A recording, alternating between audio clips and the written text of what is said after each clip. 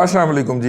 ایک کلیریفیکیشن اس سے پہلے کہ ہم آگے چلیں، اور وہ یہ ہے کہ ہمارے ایک پیکج میں ہمارے ایک ویلاگ میں گزشتہ دنوں ہمارے منہ سے ایسے الفاظ ادا ہوئے کہ جیسے ہم نے جو ہے وہ اپنا قرضے لے کے جی ڈی پی بڑھانے والے معاملے سے کے حوالے سے جو غیر محتاط الفاظ استعمال کیے تھے ڈفر اور گوف کے، اس کا ایکسپرشن جو ہے وہ کوئی بہت اعلیٰ ذات کے اوپر ہم ڈال رہے تھے. ایسی بات نہیں ہے، بلکہ یہ وہ عام آرگومنٹ ہے جو ہمارے پی ٹی آئی کے جو پڑھے لکھے دوست ہیں وہ دیتے ہیں.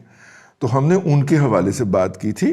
ایک دوست نے توجہ دلائی تو میں نے کہا کہ یہ بات کلیریفائی کر دی جائے کہ ہمارے یہ الفاظ جو ہیں یہ قطعاً جو ہیں وہ سپہ سالار یا ان کے کسی کلیگ کی طرف نہیں تھے. انہوں نے بھی ویسے یہ بات کہی تھی، لیکن ہمارا کم از کم ان کی شان کے اندر گستاخی کرنے کا نہ کوئی ارادہ ہے اور نہ کوئی انٹینشن تھا.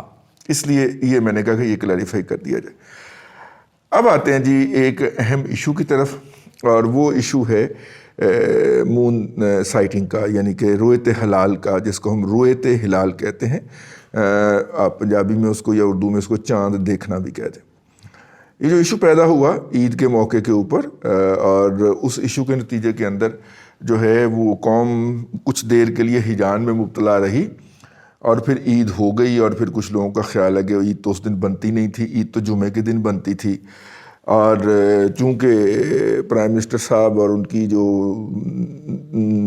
موجودہ اہلیہ ہیں وہ جو ہیں وہ چونکہ بڑے زیادہ توہم پرست ہیں، تو وہ اس طرح کی باتوں پہ یقین رکھتے ہیں. بابا فرید کے مزار کے اوپر جو ہے جہاں پہ ہمارا سارا بچپن گزرا ہے، وہاں پہ وہ سجدے کرتے ہوئے بھی پائے گئے. تو وہ ظاہر ہے کہ وہ ان کا اپنا ایک عقیدہ ہے، ہمیں کوئی حق نہیں ہے اس کے اوپر تنقید کرنے کی. لیکن وہ جو سلسلہ ہے انہوں نے جمعے ایک دن کے اندر 2 خطبوں کی وجہ سے وہ چاہ رہے تھے کہ جمعے کو عید نہ ہو. پہلے اس کی سپیرٹ سمجھی جائے. یہ ایک جنرل پرسیپشن ہے، جنرل کہاوت ہے، اور بر صغیر کے اندر تو یہ نہیں ہوا، لیکن عرب پیننسولا کے اندر جو حکمران ہوتا تھا، جو امیر ہوتا تھا، وہ جمعہ کا خطبہ خود دیا کرتا تھا ممبر کے اوپر چڑھ کے، اور عید بھی خود پڑھایا کرتا تھا. اور جب وہ جمعہ کا خطبہ دیتا تھا تو وہ عوام الناس کے سامنے کھڑا ہوتا تھا، اور جب وہ عید پڑھاتا تھا تو عوام الناس کے سامنے کھڑا ہوتا تھا. تو اس وقت یہ وہاں پہ یہ ایک پرسیپشن بنا کہ اگر عید جمعے کے دن فال کر جائے گی تو اسے 2 دفعہ عوام کے سامنے اپنے آپ کو ایکسپوز کرنا پڑے گا. یہ اسلامی روایات میں ہے، ہماری روایات ہیں. اور بر صغیر کے اندر چونکہ یہاں پہ بادشاہ امامت نہیں کرواتا تھا، اور بادشاہ جو تھا وہ جا کے پہلی صف میں کھڑا ہوتا تھا. اگر میں آپ کو بتاؤں، آج بھی اگر آپ موقع ملے تو شاہی قلعے پہ جائیے گا. شاہی قلعے کا جو دروازہ ہے اس کے اندر آپ کو انٹر ہوتی ہے ایک چبوترا ملتا ہے لیفٹ کے اوپر، ٹھیک؟ اور اس چبوترے پہ آپ بیٹھ کے جب نظر ڈالیے گا تو آپ کی نظر سیدھی جو ہوگی وہ بادشاہی مسجد کے ممبر پہ جا کے ٹکے گی، ہے نا؟ یہ بڑی میتھمیٹیشن کر کے اس کو کنسٹرکٹ کیا گیا ہوا ہے. تو اس پہ جب آپ نظر ڈالیں گے تو وہاں پہ ٹکے گی. کیوں؟ بادشاہ اور اس کے مصاحبین اور شہزادگان جو تھے وہ آ کے اس تھڑے کے اوپر بیٹھ جایا کرتے تھے، اور اس بات کا انتظار کرتے تھے کہ امام جو ہے وہ خطبہ ختم کر لے، اردو والا خطبہ.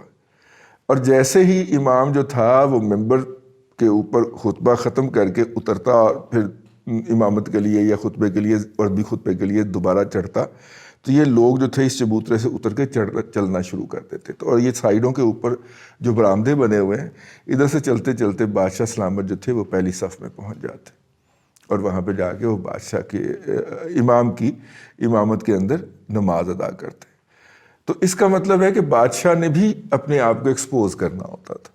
تو ایک دفعہ ایکسپوز کرنا ہفتے میں، بجائے اس کے کہ اسے ایک ہی دن میں 2 دفعہ ایکسپوز کرنا پڑے تو سیکیورٹی لیپسز ہو سکتے تھے. تو اس لیے کہا جاتا تھا کہ جمعے کی نیند جو ہے وہ جمعے کی نماز جو ہے یا جمعے کی عید جو ہے وہ حکمران پہ بھاری ہو سکتی ہے. ٹھیک ہے؟ ہمارے حکمرانوں نے تو عوام کے اندر گھل مل کے نماز پڑھنا ہی چھوڑ دیا.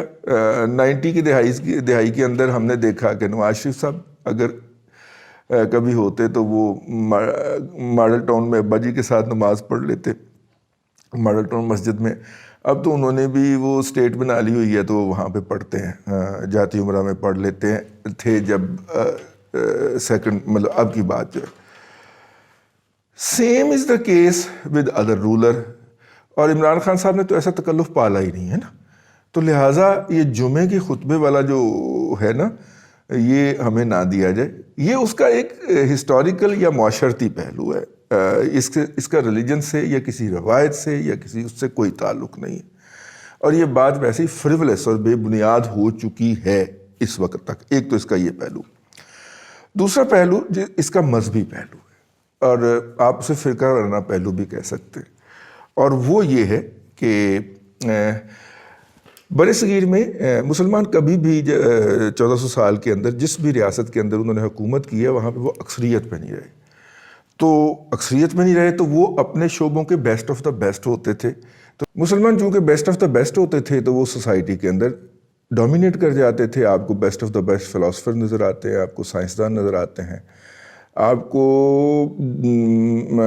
طبی ماہرین حکماء یا جن کو آج کل ہم ڈاکٹرز کہہ رہے ہیں، اس زمانے کے اندر سرجری دریافت ہوتی ہے پہلی دفعہ، تو وہ ڈومینیٹ کر جاتے تھے. جو ڈومینیٹ کر جاتی ہے کمیونٹی وہ سوسائٹی کے اوپر رول کرتی ہے.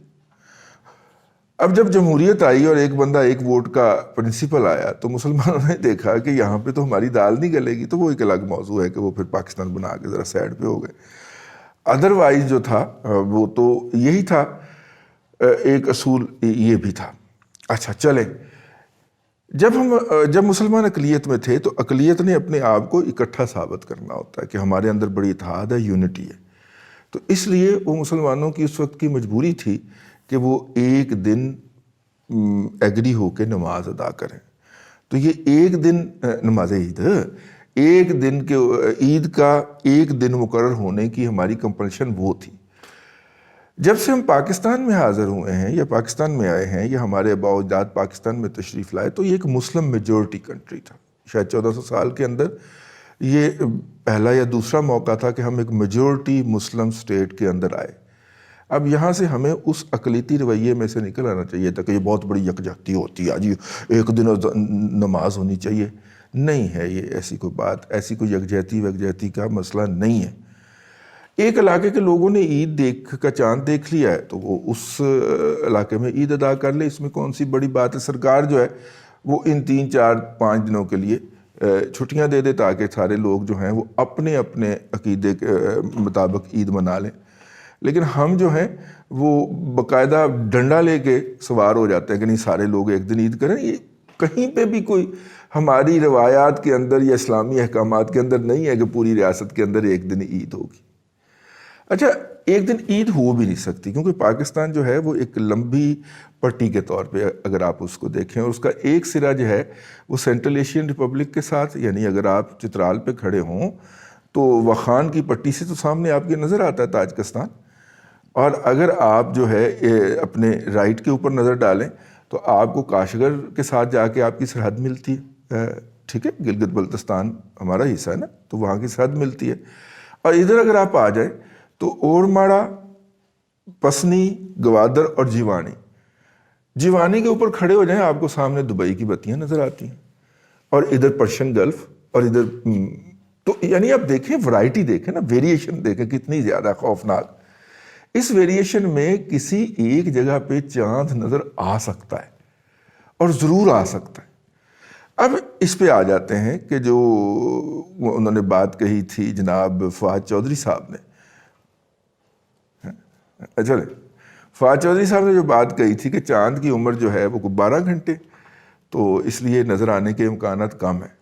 اب وہ لوگ جو کہ فواد چودھری صاحب کے اوپر بہت زیادہ کرٹیسزم کرتے ہیں وہ بھی فواد چودھری صاحب کی بات کو اٹھائے پھرتے تھے اس وقت. ہم نے کہا کہ کمال ہی ہو گیا. ویسے فواد چودھری صاحب کی بات سائنٹیفکلی درست تھی کیونکہ 14 سے 16 گھنٹے اگر عمر ہو، بلکہ 16 گھنٹے سے زیادہ کی عمر ہو تو چاند کے نظر آنے کے امکانات ہوتے ہیں. لیکن اس کا ایک دوسرا پہلو بھی ہے کہ اگر اس دن چاند نہ دیکھا جا سکے یا نہ نظر آ سکے، ہلال کی رویت نہ ہو سکے، چاند کی رویت نہ ہو سکے، تو اگلے دن جو چاند نظر آئے گا وہ خاصا صحت مند ہوگا. تو یہی ہوا کہ اگلے دن وہ صحت مند چاند نظر آیا جو کہ پہلے دن بہت سارے لوگوں کے بقول نظر نہیں آیا تھا، یا رویت ہلال کمیٹی کے ایک معزز ممبر کے بقول نظر نہیں آیا تھا، وہ جب اگلے دن نظر آیا تو لوگوں نے کہا دیکھیں جی یہ انہوں نے خام خواہ شور مچایا ہوا تھا، کل تو چاند نظر آیا تھا، یہ دیکھیں آج دوسرے دن کا چاند ہے۔ نہیں، وہ چونکہ 12 گھنٹے کا چاند تھا تو اس لیے اس نے دوسرے دن اور نظر نہیں آیا تو دوسرے دن اس نے صحت مند نظر آنا ہی آنا تھا۔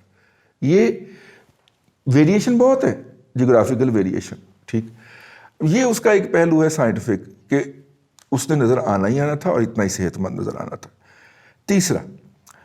تیسرا پہلو اس کا یہ ہے کہ ہمارے جو پختون بھائی ہیں، ہمارے پختون بھائی خود کو ایکویٹ کرتے ہیں عربوں کے ساتھ، ان کی بہت ساری عادات و اطوار عربوں سے ملتی ہیں، معاشرتی رویے عربوں سے ملتے ہیں، لہٰذا وہ عربوں کو فالو کرتے ہوئے ان کے ساتھ روزہ رکھنا جو ہے وہ اپنے لیے زیادہ باعث سمجھتے ہیں اس بات کا، بجائے اس کے کہ وہ اہل پنجاب کے ساتھ جن کو وہ گھٹیا گردانتے ہیں ان کے ساتھ اپنے آپ کو ایکویٹ کریں، یا ریسٹ آف دا انڈو پاک کے ساتھ وہ اپنے آپ کو عربوں کے ساتھ ایکویٹ کرتے ہیں۔ یہ ان کا جمہوری حق ہے، اس پہ کسی کو اعتراض نہیں ہونا چاہیے، اور انہیں بھی کھلے عام یہ بات کہنی چاہیے۔ اصل مسئلہ یہ ہے کہ جب ہمارے پختون بھائی نا اس کے اوپر تھوڑا سا مناف کا ذرا سخت لفظ ہو جاتا ہے، لیکن وہ کرنے کی کوشش کرتے ہیں، انہیں نہیں ایسا، انہیں کہیے کہ ہم عرب کے ساتھ، دیکھیے یورپ میں سعودیہ کے ساتھ روزہ رکھا جاتا ہے، امریکہ میں سعودیہ کے ساتھ روزہ رکھا عید کی جاتی ہے، یہ فار ایسٹ جو ہمارے پرلی طرف پڑتا ہے، انڈونیشیا ملائیشیا کے اندر سعودی عرب کے ساتھ روزہ رکھا اور کھولا جاتا ہے۔ تو ہم اگر نہیں کرنا چاہ رہے تو یہ ہمارا حق ہے، کوئی اس کے اوپر ہمارے اوپر کوئی کفر کا فتویٰ نہیں لگا سکتا، لیکن اگر ہمارے میں سے ایک گروہ کرنا چاہ رہا ہے تو وہ ان کا جمہوری حق ہے، اور اس بات کا احترام کیا جانا چاہیے اور اہتمام کیا جانا چاہیے کہ اگر وہ ان کی عید جو ہے وہ ایک دن پہلے ہے تو ایک دن پہلے چھٹی دے دی جائے سرکار کی طرف سے تاکہ وہ اپنا عید سیلیبریٹ کر سکے، لیکن ایک بون آف کنٹینشن نہیں ہونی چاہیے، نہ ان کے اوپر بے جا تنقید ہونی چاہیے اور نہ اس کو فرقہ وارانہ ایشو بنایا جانا چاہیے، ٹھیک ہے۔ اگرچہ فرقہ وارانہ اسپیکٹ بھی اس میں آ جاتا ہے کہ جو انگریز نے ایک بیج بویا ہوا ہے اور اس نے بر صغیر کے لوگوں کے اذہان میں ڈالا ہوا ہے کہ یہ جو نجدی ہیں، یہ جو سعودیز ہیں، یہ تو وہابی ہیں، اور وہابی جو ہے وہ تھے جنہوں نے سلطنت عثمانیہ کے، بلکہ خلافت عثمانیہ کے ختم ہوتے ہی، بلکہ ختم ہونے سے پہلے یہاں پہ بغاوت کر کے قبضہ کر لیا تھا، تو یہ تو قابض لوگ ہیں۔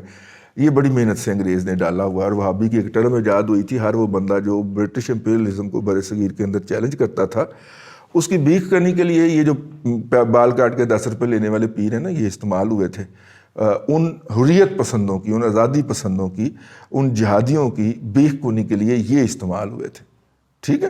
تو وہ چونکہ ذہن سازی ایسی ہو گئی ہوئی ہے تو ہم ان سے ایک ڈفرینٹ اپنے آپ کو رکھنا چاہ رہے ہیں میجورٹی یہاں پہ، تو وہ کہتے ہیں کہ جی ہم عربوں کے ساتھ ہی عید نہیں منائیں گے، اور اس کی ٹیکنیکل پروویژن موجود ہے، چاند نظر نہیں آتا جس دن وہاں پہ نظر آتا ہے، لیکن اگر ہم جیوانی میں ہوں تو نظر آ بھی سکتا ہے، اگر ہم نے چاند نکالنا ہو تو تمام آپشنز دستیاب، ٹھیک ہو گئے۔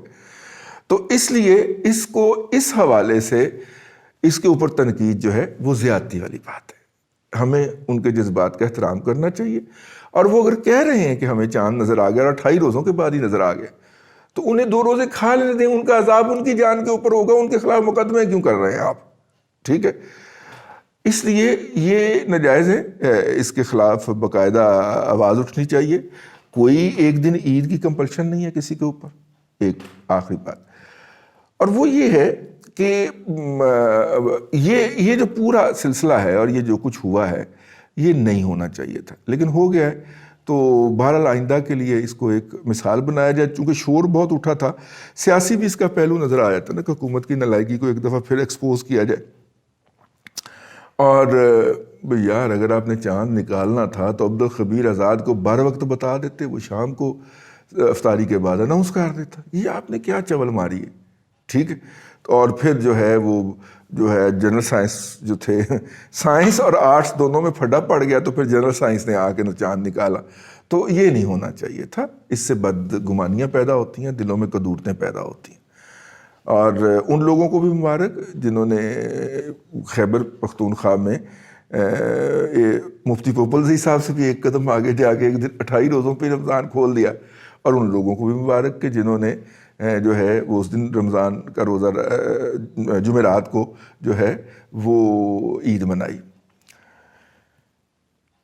دعا کریں کہ ہم ہر ایشو کو کنٹروورشل بنا کے نہ بیٹھ جایا کریں۔